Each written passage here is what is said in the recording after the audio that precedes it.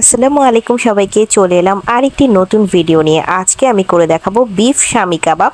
আর এটা কিভাবে ফ্রোজেন করবেন সেই সিস্টেমটাও দেখিয়ে দিব, আর কিভাবে ভাজবেন সেটাও দেখিয়ে দিচ্ছি।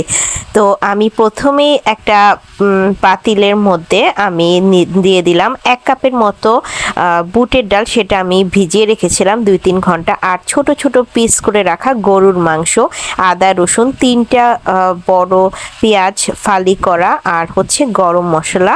আর গুঁড়ো মশলার মধ্যে আমি দিয়েছি লাল মরিচের গুঁড়ো, জিরে গুঁড়ো, ধনে গুঁড়ো, গরম মশলার গুঁড়ো, আর কাবাবের মশলা।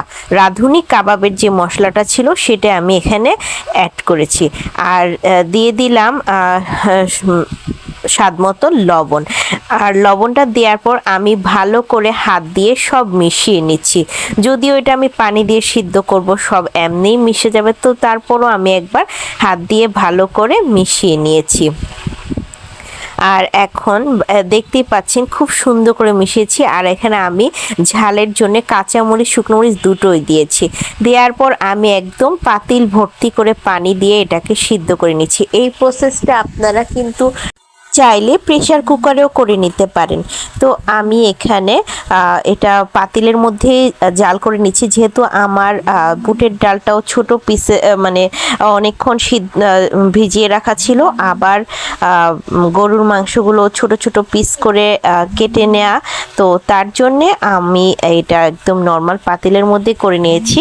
আর এটাকে একদম আমার পানিটা ভালো করে শুকিয়ে আসা পর্যন্ত এবং ডাল এবং মাংস দুটোই ভালো করে সিদ্ধ হওয়া পর্যন্ত আমি এটাকে কিন্তু নেড়ে চেড়ে আমি এটাকে সিদ্ধ করে নিয়েছি। আমি এখানে একটুও পানি রাখবো না, পানিটাকে সম্পূর্ণ শুকাবো, আবার পুড়বেও না জিনিসটা। ঠিক সেভাবে আমি চুলার আঁচটা কমিয়ে কমিয়ে আমি এটাকে ভালো করে শুকিয়ে নিয়েছি। এখন আমি এটাকে শিলপাটায় বেটে নিচ্ছি। এখানেও আপনারা চাইলে ব্লেন্ড করে নিতে পারেন। তো ব্লেন্ড করতে গেলে আবার অনেক সময় একটু পানিরও দরকার হয়। তো আমি এখানে যেহেতু একদম শামি কাবাবটা একদম ভিতরটা খুব ড্রাই রাখবো, তো তার জন্য আমি এটাকে একদম পাটায় শুকনো অবস্থায় বেটে নিচ্ছি। পাটায় বেটে নেওয়ার পর আমি এটাকে একটু আমার সময়ই লেগেছে বাটতে। আর বাটার পর আমি এখানে দিয়ে দিয়েছি 2টো ডিম, স্বাদ মতো কিছুটা লবণ যেহেতু আমি সিদ্ধের সময় দিয়েছি, এখানে সামান্য দিয়েছি জিরের গুঁড়ো ভাজা, চাট মশলার গুঁড়ো, আর একটু সামান্য জর্দার রং, আর আবার একটু কাবাবের মশলাও দিয়েছি।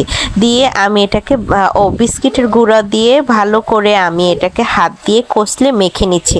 এখানে আমার কাছে একটু ড্রাই লাগছিল, আসলে যখন খুব ভালো করে মিশ্রণটা আমি মেখে নিয়েছি তখন কিন্তু এটা ঠিক হয়ে গিয়েছে। এটা কিন্তু ভিজে ভিজে থাকলে কাবাবটা কিন্তু আপনাদের তেলে দেওয়ার পর ভেঙে যাবে।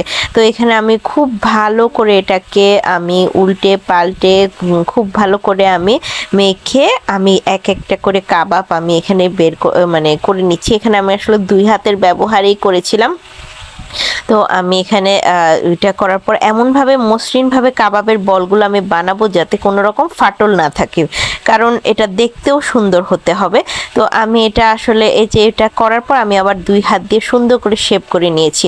আর এই যে এখানে আমার সব কাবাবটা দেওয়ার পর আমি এটাকে ডিপ ফ্রিজে রেখে দিয়েছি প্রায় 2 ঘন্টার মতো। এখান থেকে আমি এখন ফ্রোজেন করার জন্য একটা 1 টাইম বক্সের মধ্যে আমি রেখে দিব, আবার কিছু ভেজেও নেব। আর আপনারাও চেষ্টা করবেন ভাজার আগে একটু ডিপে রেখে দিতে, তাহলে কাবাবটা ভাজতে খুব ভালো হয়। তো আমি এখানে একটা একটা করে আমি এটা ফ্রোজেনের জন্য আমি একটা 1 টাইম বক্সের মধ্যে ভরে নিচ্ছি।